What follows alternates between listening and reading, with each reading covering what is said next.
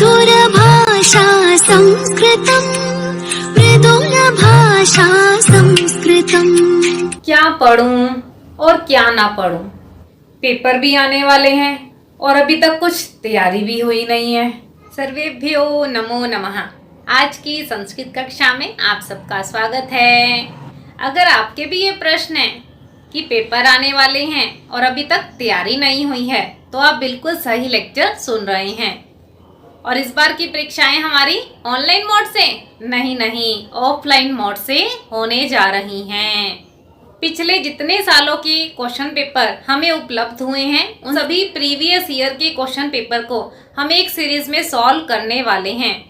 इसलिए जिन स्टूडेंट्स की तैयारी हो गई है वे इन लेक्चर्स को अच्छे से सुन लें, रिवाइज कर लें। और जिनकी तैयारी अभी तक नहीं हुई है, क्योंकि बहुत से ऐसे स्टूडेंट्स हैं जो केवल परीक्षाओं के दिनों में ही पढ़ने पर विश्वास रखते हैं, ऐसा ही है ना।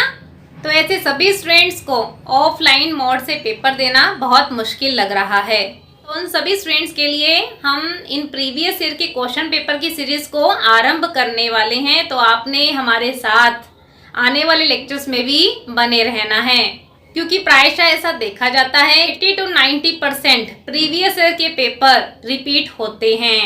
10-20% तो देखिए स्टूडेंट रिस्क लेना ही पड़ता है। अगर आप इन क्वेश्चन पेपर को अच्छे से तैयार कर लेते हैं, अच्छे से समझ लेते हैं, तो आप सबको इम्पोर्टेंट क्वेश्चन भी पता चलते हैं और उसके साथ साथ क्वेश्चन पेपर को अटेम्प्ट करने का तरीका भी पता चल जाता है। ऑलमोस्ट सभी हरियाणा की यूनिवर्सिटीज के सिलेबस सेम है। आप जिस भी यूनिवर्सिटी के स्टूडेंट हैं तो सबसे पहले आप सिलेबस को जरूर चेक करें। अभी तक जितना सिलेबस सॉल्व कर दिया गया है उससे रिलेटेड सभी इंपॉर्टेंट लिंक्स आपको डिस्क्रिप्शन बॉक्स में दिए गए हैं, तो आप डिस्क्रिप्शन बॉक्स जरूर चेक करें। आशा रख सकते हैं कि आप सब इन लेक्चर से लाभान्वित हुए होंगे और अन्य छात्रों तक भी इन लेक्चर्स को पहुंचाने का माध्यम जरूर बनेंगे। तो इसलिए आप लेक्चर के एंड तक जरूर बने रहें और साथ साथ नोट डाउन भी जरूर करते रहें। तो चलिए देर ना करते हुए आरंभ करते हैं। आज हम सॉल्व करने वाले हैं गुरु जम्बेश्वर यूनिवर्सिटी के BA third year 6 semester elective के 2021 के क्वेश्चन पेपर को। क्वेश्चन पेपर हमें 80 मार्क्स का आने वाला है और 20 मार्क्स की हमारी इंटरनल रहती है। चलिए पहला प्रश्न देखते हैं। शकुंतला के असली माता पिता कौन थे? माता का नाम मेनका, पिता का नाम विश्वामित्र और पालक पिता का नाम जिसके द्वारा शकुंतला का पालन पोषण किया गया, उनका नाम है महर्षि कण्व, जिन्हें काश्यप ऋषि भी कहा जाता है। अगला प्रश्न है, पति के घर छोड़ने के लिए शकुंतला के साथ कौन कौन गए? गौतमी, शारंग्रव और शार्दूल। अगला प्रश्न है, कालिदास किस अलंकार के लिए प्रसिद्ध हैं? उपमा अलंकार के लिए। अगला प्रश्न है, राजा दुष्यंत ने वसंत उत्सव क्यों रोक दिया था? राजा दुष्यंत ने जब अपनी अंगूठी देखी जो शकुंतला को उसने प्रेम की निशानी के रूप में दी थी, तब से राजा दुष्यंत शकुंतला को याद कर रहा है और पश्चाताप से भरा हुआ है कि उसने शकुंतला के साथ प्रेम विवाह भी किया और उसका परित्याग भी कर दिया। अगला प्रश्न है, कालिदास के कौन से 2 गीति काव्य हैं? ऋतुसंहारम और मेघदूतम। अगला प्रश्न है, वेदांग कितने हैं? उनके नाम लिखिए। वेदांग 6 हैं। कौन कौन से हैं? शिक्षा, कल्प, व्याकरण, निरुक्त, छंद और ज्योतिष। अगला प्रश्न है, राजा दुष्यंत शकुंतला को क्यों स्वीकार नहीं करता? शाप के कारण राजा दुष्यंत शकुंतला को स्वीकार नहीं करता, क्योंकि दुर्वासा ऋषि ने शकुंतला को शाप दिया था कि वह जिस दुष्यंत को याद कर रही है वह तुम्हारे प्रेम विवाह को भूल जाएगा। इसलिए राजा दुष्यंत शकुंतला को स्वीकार नहीं करता है, क्योंकि वह महर्षि दुर्वासा के शाप के कारण शकुंतला को भूल गया था। अगला प्रश्न है, शकुंतला और दुष्यंत के पुत्र का बचपन में क्या नाम था? सर्व दमन। अगला प्रश्न है, रामायण की कथा को कितने कांडों में विभक्त किया गया है? 7 कांडों में विभक्त किया गया है। अगला प्रश्न है, राजा दुष्यंत की राजधानी का नाम क्या था? हस्तिनापुर। तो इस तरीके से स्टूडेंट्स आपको ये 10 प्रश्न पूछे गए हैं, जो कि हर एक प्रश्न 2-2 नंबर का है, यानी ये कार्य आपके पास 20 मार्क्स का है और इसमें मार्क्स लेने बहुत आसान है। अगर आप यूनिट वाइज सिलेबस को जान लेते हैं और अभिज्ञान शकुंतलम की स्टोरी को बहुत अच्छे से पढ़ लेते हैं तो बहुत सारे वेरी शॉर्ट क्वेश्चन इसी में से निकल जाएंगे। ठीक है स्टूडेंट्स, लेक्चर को लाइक, शेयर, कमेंट और सब्सक्राइब करना तो भूलना ही नहीं है। अगला प्रश्न देखते हैं, किन्हीं 2 श्लोकों की सप्रसंग व्याख्या करनी है और 4 में से आपको 2 श्लोक अटेम्प्ट करने हैं। एक श्लोक 7.5 नंबर का, ये कार्य आपके पास 15 मार्क्स का है। पहला श्लोक देखते हैं। 6 सेमेस्टर में हमारे पास अभिज्ञान शकुंतलम के 5वां, 6ठा, 7वां अंक है और यहाँ पर गलती से पहले अंक का श्लोक दे दिया गया है और इसकी श्लोक संख्या है, पहले अंक का ये 17वां श्लोक है। सरसिज्झम अनुविद्धम शैवलेनापि रम्यम मलिनमपि हिमांशोर लक्ष्मीं तनोति इयमधिक मनोज्ञा वल्कलेनापि तन्वी किमिव हि मधुराणाम मंडनम नाकृतीनाम। यहाँ पे राजा दुष्यंत शकुंतला को वल्कल वस्त्रों में देखकर कहता है कि जिस प्रकार काई है, काई के द्वारा चारों ओर से घिरा हुआ सरसिज माने कमल रम्यम मनोहर प्रतीत होता है। काई है उसके चारों ओर, फिर भी वह कमल का फूल सुंदर दिखाई देता है। मलिनम अपि हिमांशोर लक्ष्मीं तनोति, मलिनम अपि मलिन होता हुआ, लक्ष्म कलंक, हिमांशो चंद्रमा के, लक्ष्मीं तनोति की सुंदरता को बढ़ाता है। कि मलिन होता हुआ कलंक चंद्रमा की सुंदरता को बढ़ाता है। यम अधिक मनोज्ञा वल्कलेन आपी तन्वी, तन्वी यह सुंदरी, वल्कलेन आपी वल्कल वस्त्रों में भी, यम अधिक मनोज्ञा बहुत मनोरम प्रतीत हो रही है, बहुत सुंदर लग रही है। यह सुंदरी शकुंतला वल्कल वस्त्रों में भी बहुत सुंदर लग रही है। किमिव हि मधुरानाम मंडनम नाकृतीनाम, मधुरा नाम मधुर मधुर आकृति वालों के लिए, किमिव हि मंडनम क्या आभूषण नहीं होता है, मधुर आकृतियों वालों के लिए क्या आभूषण नहीं होता है।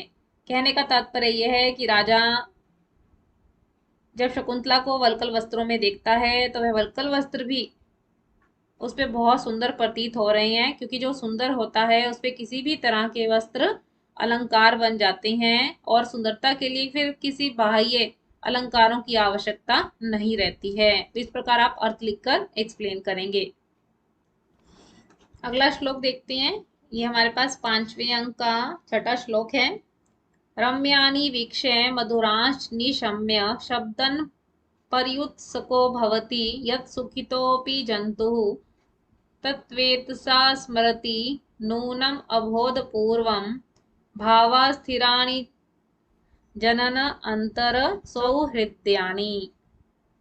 यहाँ पर राजा दुष्यंत उस गीत के उस भाव को सुनकर सोचता है कि रम्यानि वीक्ष्य, कि वीक्ष्य माने देखकर, सुंदरता को देखकर, मधुरांश निशम्य और मधुर शब्दों को सुनकर, यत् सुखितोऽपि जंतु कि सुखी प्राणी भी, शब्दन पर्युत्सको कि वह भी उत्सुक हो जाता है, उत्कंठित हो जाता है, क्योंकि तत्चेतसा स्मृति नूनम अबोध पूर्वम भावस्थिराणि, तत्नूनम च से भावस्थिराणि संस्कार रूप में जो भाव स्थित हैं, वे भाव कैसे प्रतीत होते हैं, मानो जनन अंतर सौहृदयानि कि अन्य जन्म के प्रेम के समान, चेतसा स्मृति चित्त में याद रहते हैं। कहने का तात्पर्य यह है कि प्रत्येक प्राणी के अंतःकरण में कुछ संस्कार होते हैं जो कभी भी जागृत हो जाते हैं। विशेष रूप से किसी सुंदरता को देखकर या मधुर शब्दों को सुनकर अन्य जन्म का प्रेम भाव जागृत हो जाता है। यद्यपि वह उसके विषय में अनजान रहता है, फिर भी उस प्रेमी व्यक्ति का हृदय उसके प्रेम के लिए उत्सुक बना रहता है। इस प्रकार आप अर्थ लिखकर एक्सप्लेन करेंगे। अगर आप चैनल पे नए आए हैं तो चैनल को सब्सक्राइब कीजिए और साथ में लगे बेल आइकन को प्रेस करके ऑल को सिलेक्ट कर लीजिए ताकि आने वाली सभी नोटिफिकेशन सबसे पहले आपको मिले। अगला श्लोक देखते हैं। अकैक मात्र दिवसे दिवसे मदीयं नामाक्षर गणय गच्छसि यावदन्तं तावत् प्रिये यत् यत् अवरोध गृह प्रवेशं नेता जनस्तव समीपम उपैष्यति इति। और ये श्लोक छठे अंक का 12वां श्लोक है। यहाँ पर जब राजा दुष्यंत को शकुंतला के विषय में सब कुछ याद आ जाता है तो वह उस अंगूठी को देखते हुए कहता है कि यह अंगूठी मेरे द्वारा ही शकुंतला को दी गई थी। और उस अंगूठी को उसकी शकुंतला की उंगली में पहनाते हुए क्या कहा गया था कि हे प्रियतमे शकुंतले, एकैक मात्र दिवसे दिवसे कि प्रत्येक दिन तुम एकैकम एक एक करके मध्यम नाम अक्षर मेरे नाम के अक्षरों को गणय गिनना गच्छसि यावदंतम जब तुम उस अंतिम अक्षर पर पहुंच जाओगी तावत प्रिय यत अवरोध गृहम प्रवेशम तब तुम्हें अवरोध गृह माने अंतःपुर में नेता ले जाने वाला जनः कोई सेवक समीपम पास में उपैष्यति इति आ जाएगा। राजा ने शकुंतला को अपने नाम से अंकित अंगूठी दी और कहा कि इसमें मेरे नाम के जितने अक्षर हैं उतने दिनों से पूर्व ही मेरा कोई सेवक तुम्हें राजमहल में लेने के लिए आ जाएगा। तो यहाँ पर राजा दुष्यंत ने शकुंतला को विश्वास दिलाया था कि वह 4-5 दिन में कोई सेवक भेजकर उसे अंतःपुर में ले जाएगा। इस प्रकार आप अर्थ लिखकर एक्सप्लेन करेंगे। अगला श्लोक देखते हैं। ये श्लोक 5वें अंक का 26वां श्लोक है। अतः परीक्ष्य कर्तव्यं विशेषात् संगतरः अज्ञात हृदयेषु एवं वैरी भवति सौहृदयम्। यहाँ पर राजा दुष्यंत के द्वारा जब शकुंतला को नहीं पहचाना जाता तो शारंग्रव शकुंतला को समझाते हुए कहता है कि हे शकुंतला, अतः परीक्ष्य कर्तव्यम विशेषात् संगतः रह कि एकांत में प्रेम संबंध अतः परीक्ष्य कर्तव्यम विशेष रूप से परीक्षण करके ही करना चाहिए क्योंकि अज्ञात अनजान हृदय वालों के साथ प्रेम करना वैरी भवति शत्रु बन जाता है। अनजान हृदयों वालों के साथ प्रेम का भाव रखना कैसा बन जाता है? वैरी भवति शत्रु बन जाता है। यहाँ पर शारंग्रव शकुंतला को समझाता है कि एकांत में प्रेम पूरी तरह से परीक्षण करके करना चाहिए, अन्यथा वह बहुत दोषपूर्ण होता है और जीवन भर कष्ट पहुंचाता रहता है। तो यहाँ पर शारंग्रव ऐसे प्रेम को औचित्यपूर्ण नहीं मानता है। इस प्रकार आप अर्थ लिखकर एक्सप्लेन करेंगे। अगला प्रश्न देखते हैं। एक सुक्ति की सप्रसंग व्याख्या। अब आपको श्लोक का कार्य आए या फिर सुक्ति से संबंधित कार्य आए, दोनों को लिखने का तरीका बिल्कुल सेम है। सबसे पहले आप प्रसंग लिखते हैं जिसमें आप लेसन का नाम और राइटर का नाम बताते हैं। उसके बाद अवतरण जिसमें आप एक पंक्ति में बताएंगे कि इस श्लोक में या इस सुक्ति में किस विषय पर बात की जा रही है। उसके बाद आप अर्थ या सलात हेडिंग डालते हैं जिसमें श्लोक या सुक्ति का सामान्य अर्थ होता है। उसके बाद आप उसे एक्सप्लेन करेंगे व्याख्या भाग में, और उसके बाद व्याकरण और विशेष से संबंधित अंशों को जोड़ा जा सकता है पर कंपल्शन नहीं है। ठीक है स्टूडेंट, तो ये एक पैटर्न है, ये एक तरीका है कि किस तरीके से आपको कोई श्लोक अटेम्प्ट करना है, कोई सुक्ति अटेम्प्ट करनी है। ठीक है स्टूडेंट्स, चलिए पहली सुक्ति देखते हैं। निर्वास्यते प्रदीपस्य शिखेव जरतो मति।